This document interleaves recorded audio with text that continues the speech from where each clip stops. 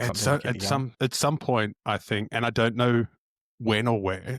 How did Daniel Macri put it as being bitten by the iron bug, by the iron snake? He said, like, at some point, the teeth go in, the venom's in your system, and it's in your system for life, and you're not going to ever get it out of you. It stays and grows. And I think nowadays, well, actually, when I was lifting, I didn't feel like me if I wasn't lifting, and I feel more like me the more I lift. Yeah.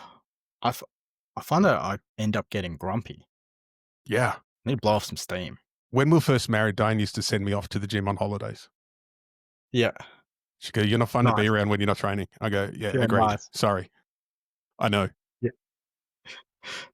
Go get it. Go get it out of your system and come Just back. And then you come back buzzing. right. Yeah. Yeah. This really nice, affectionate, happy, easygoing person again. And you're like, yeah, life is good. The world is awesome.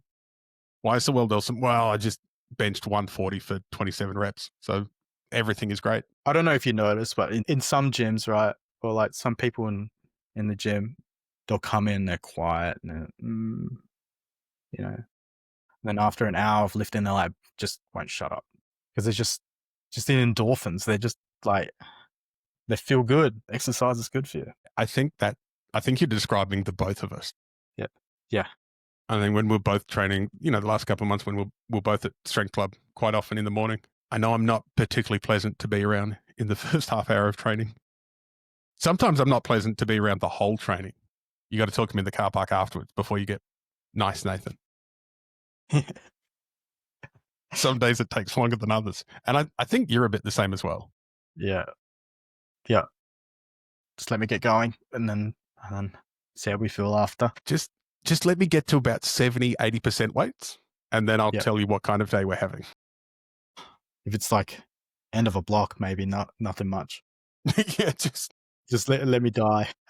when you started training more again in gyms, especially post-COVID, did you start to notice more about your personality because suddenly you realized that you'd been training by yourself for such a long time and you weren't dealing so well with other people being around when you were getting warmed up? Yeah, I've gone back a bit. Because I'm guessing you, like, where did you train? Melbourne Uni. You were training with a lot of people in that gym, weren't you? Yeah, that I was can't madhouse. I can't imagine you being too grumpy or standoffish in that environment. I remember there was times where I'd go and do my set and then I'll go out the door and I'd sit outside. Let's But it's pick up. not particularly it's not anyone's not pointed at anyone. It's just like I need I need some time in my head. Yeah, I'm just imagining that. Yeah, that long hallway at Melbourne Uni where you walk past the main gym and you go all the way down to Melbourne Uni Powerlifting Club at the end. Oh man! So let's talk about Melbourne Uni in those days for a little bit because you started there after you did your second comp, and that's where you met the wise and generous Victor Liu. Victor Liu, yes. Man, he was do you know he was 17 then? Really? He was 17 years old. You know, And we're really good mates. yeah.